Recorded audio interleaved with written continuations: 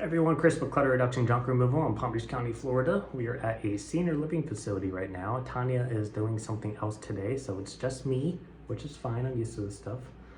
But this is our 8th or 9th time being here this month, and it's only November 22nd. Kind of crazy. I don't think we've ever been to a single facility more than 5 or 6 times in a month. So I don't know what it is about November, but a lot of people are passing away this month, and that's kind of rough given the holidays. So we're back here again.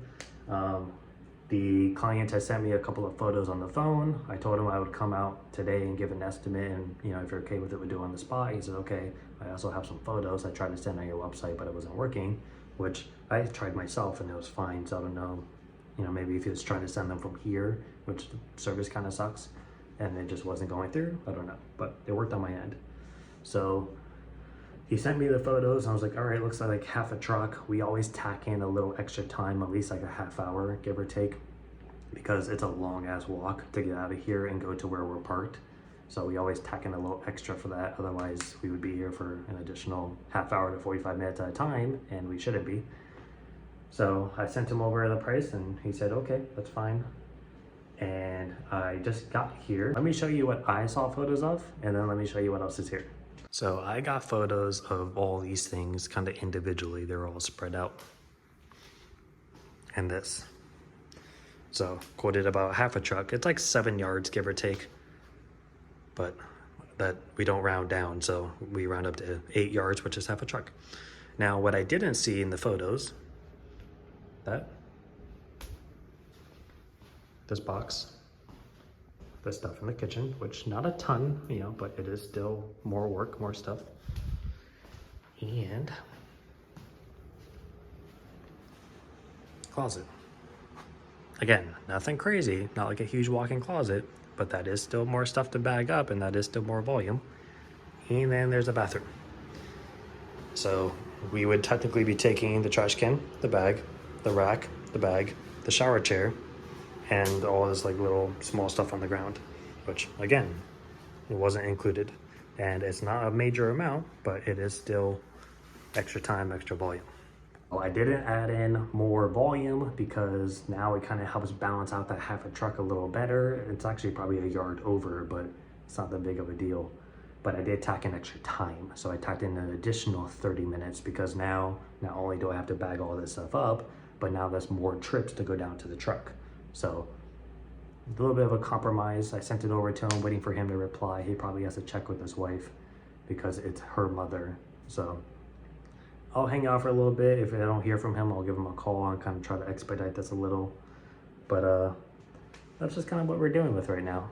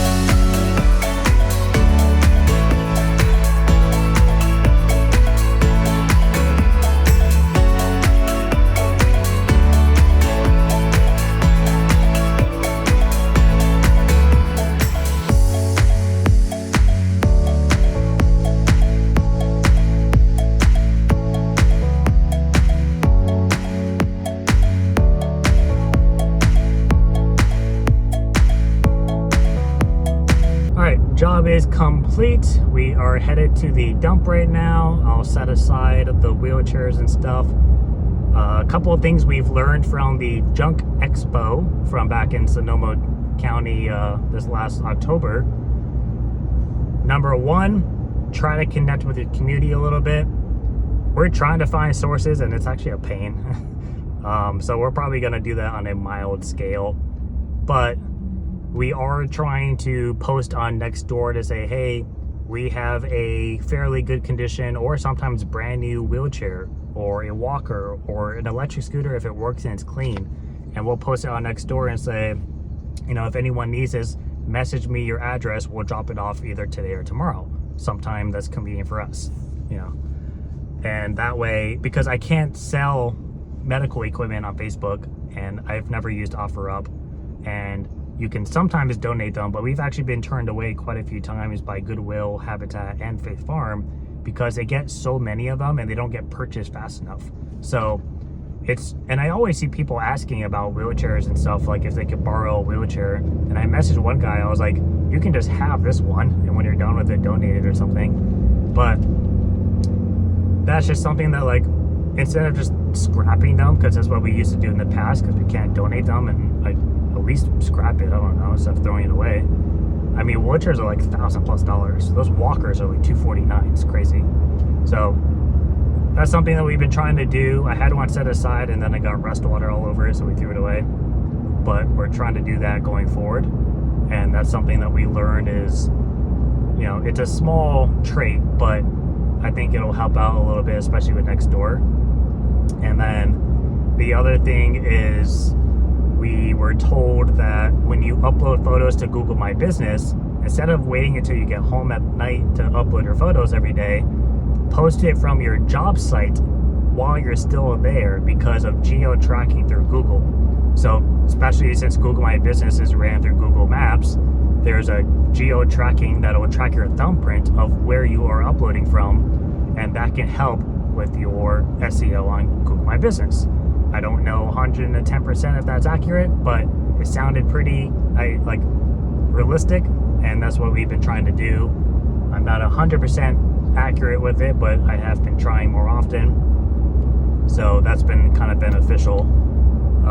Something that we've just been doing in general for like the last 6 months or so is, instead of uploading photos of just the truck and trailer full in front of like a background to Google My Business, we've been uploading more photos of ourselves. So that's something we've been doing on social media regardless, but now I'm doing it with Google My Business as well, because I think it helps with that personal touch. And then this isn't Junk Expo related, but I did just make a short about this. Something that I personally have done since like day one, and I think it helps out a lot with our customers, is there's 3 main things I try to focus on when communicating with new customers and pre-existing ones. And number 1, always be communicative.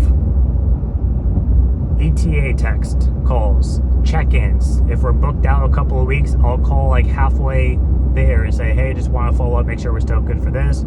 Yes, great. I'll give you a call again like a day or 2 before, just to make sure, because people's schedules change all the time, and I don't want to have something cancel where we could have maybe booked a job. So it's kind of a two-way thing, and I don't expect the customer to be communicative, so I will. And I do that especially because I hate dealing with other services, because they don't do shit in this state. I don't know what it is with Florida, but services down here, I would say like 1 out of 10 services we use actually will say, hey, we're on our way, we'll be there at this time. Everything else is like a 2 to 4 hour window, or, oh, I'll get around to it sometime next week. But then I end up having to call and say, hey, you told me sometime next week. Do you have a specific day? Because we have a business, like we're out and about. I'm not just home all the time. So it's really a pain in the ass dealing with services, and we have a lot of customers that thank us for being communicative. So it's something that we continue to do for both our sakes. And then the second thing is transparency. So we like to describe to clients what we're going to be doing, how we do it, how we take pricing, how pricing is determined, you know, all those key features of junk removal. People just think, oh, you come by, pick up stuff, and that's it. But there's a little bit more to it. And we like to explain that to the best of our ability without, you know, just giving a, you know, detailed summary of it. Try to keep it simplified, that's understanding, but so that they know what's happening as well. And then the third thing is availability. Now, obviously, if you're booked you know, morning to night every single day of the week, it's going to be really hard to book somebody as soon as possible. But that is something that we would try to push for. If we have availability, if we think, okay, this job's going to be small, it's a little out of the way, but we can squeeze you in, we will squeeze people in. We don't charge extra for it. It's more of just a convenience factor for both people. One, we guarantee we book the job for the most case. Number two, it's less for them to have to deal with over a longer period of time. Especially in our situation, we deal with a lot of these senior living facilities and people are passing away. Their kids are up north, they have a service the same weekend, they're having to scramble, try to find this stuff out. It's stressful, it's emotional. You know, we try to be as prompt and communicative as possible. Can you go? Jesus Christ. So those are the three things that we like to push for with clients, and we feel as if it makes a huge difference. So that's just something I want to toss out there. If you do anything specific, please comment it down below. Just curious. And maybe somebody's new into business and, you know, they don't know how to deal with clients, and maybe you can help them out a little bit. But that's something that we found to be very helpful. So we're going to head to the dump, and we'll see you guys next time. Bye. Everybody, so about to go do my nightly run, and I was just reflecting back on that job because something kind of popped up like 2 days later. They were like, hey, did you check the cabinet in the bathroom behind the door? And I was like, you know, I kind of didn't because it wasn't a part of the original estimate. So when we're not doing a clean out, I'm not checking for every little crevice where there may be something at. And I was like, but if there's something there, let me know. I'll go back and I'll pick it up. It's not a problem.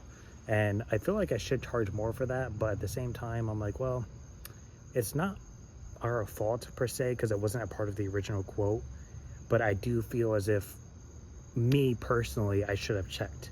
So it's not like a big deal, but it is something that we offered to go pick up for free. And it gives us a reason just to show face at the facility. So it's not like a huge deal. If anything, we were going to drop off our holiday treats instead of doing it next week. So it wouldn't have been a big deal for us. But something I did want to talk about really quick, because I know a lot of people don't do this for the lack of credibility, or they think it's better for sales, and that's completely fine. It's something that we do for time purposes, and that's giving quotes over photos. Now, I would typically tell people, hey, we can come out and give you a free estimate, and they're like, oh, you know, my schedule's pretty hectic, or I'm really just trying to get a price. I'm gonna call like 4 other people after you. Can you at least just give me a ballpark? I'm not gonna be like, no, sorry, I can only do in person. Like, it's just gonna piss them off and they're not gonna want to go with me. So I will give a price. Or if they're like, okay, I don't think I'll be able to get over there for like 2 days from now, I'll say, okay, if you happen to have photos, you can send it to me. I'll give you a ballpark, right? And like, I'm really looking at these things in detail. Like, if they send me a picture of their living room, I'm not just looking at the pieces. I'm looking at the window behind it to see, okay, is this first floor? Or am I looking at the top of a palm tree, right? Is this second, third floor? I'm going to ask them, are you in a house or are you in an apartment? Even better if you can send me an address so I can look it up on Zillow or Realtor.com and get a good idea of what the floor plan looks out. It literally takes a few seconds. It's not a big deal. I'm not doing a detective case over here. And I'll be sure to ask questions. And just looking at the stuff there, I feel like I have a pretty good grasp. From being a mover, I've moved thousands and thousands of every single piece. Couches, mattresses, dressers, credenzas. I can look at something, and I've probably moved a pretty similar model in the past. So when I do that, like, I have a pretty good idea of what we're walking into. And I always tell the customer, every time, if they ask for a quote, I will say, hey, this is based on the photos you sent me, and this is a ballpark quote because we do not know what the accessibility looks like, which is a big deal. And we do not know everything that is there to a T. Our in-person estimates is where the price is really determined. This is literally to give you a range to expect. And the only reason that we kind of push for this is it's a big difference for somebody to say, oh yeah, I want you guys to come out and give me a price. And in their mind, they're thinking like 100, 200 bucks because they've never used junk removal before. In reality, their job could be $500, $600. Obviously, that's gonna blow somebody away. So I understand the desire to get a quote prior to having a service come out and take up their time because no matter what, even if they work from home, that's still a time block they have to schedule out of their day to accommodate you, especially if you're going to try to book the job on the spot.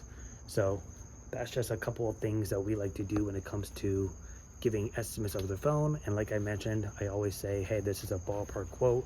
It may change once we're there. And if they ask, well, what do you mean? Why? I simply just explain. That's all it is. So that's what we personally do. You don't have to do that, of course. I know 1-800-GOT-JUNK does it. I know College Hunks doesn't do it. But I will say a lot of companies are adapting over the last couple of years, and they are accepting, in fact, they are promoting pictures through text message, and they'll just have like a business phone and somebody will spit you out a range. And it's just a technology adaptation. You don't have to do it. Obviously, you could try to sell the job on the spot. But for me personally, it's not that we couldn't do it, and it's not that there's not pros to it. Obviously, every job you're going out to, even if you don't book it, you're marketing by truck branding. You're sitting in front of somebody's house so the neighbors may see you, and you have a chance to sell on the job and or win the person over personality wise, and maybe do something in the future even if you don't get this job. So there's definitely pros to it.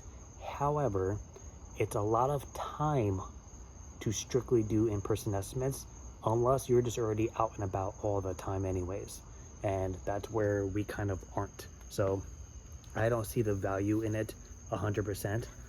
If I see a picture and it's just really confusing looking, or it's a blurry, grainy photo and it looks like there's gonna be a lot of crap or debris, I say, I appreciate the photos, but I need to see this in person. And I won't shy away from it, because there are some people that are gonna hold that price to you, and they're gonna be like, oh, well, you told me it was gonna be around 400, and now you're telling me it's gonna be 900. What's the big difference? And I can argue and say, well, in your photo, you didn't have this whole ass other bedroom. Or you didn't tell me you were on the 5th floor of an apartment building where I have to park all the way down on the side. You didn't tell me these things. I don't expect you to know, but you know, if I asked you the questions, you know, and this is where this comes into a problem. And we've had it happen before. It's happened all the time when I was a mover, obviously different service, but similar. And it's just something that, you know, you don't want to have to argue with about. So that's just something that we personally do. And that's what I wanted to share.